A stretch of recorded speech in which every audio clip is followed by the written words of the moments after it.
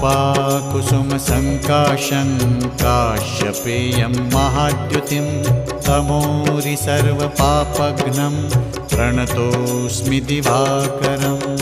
ॐ ह्रां ह्रीं ह्रौं सः सूर्याय नमः।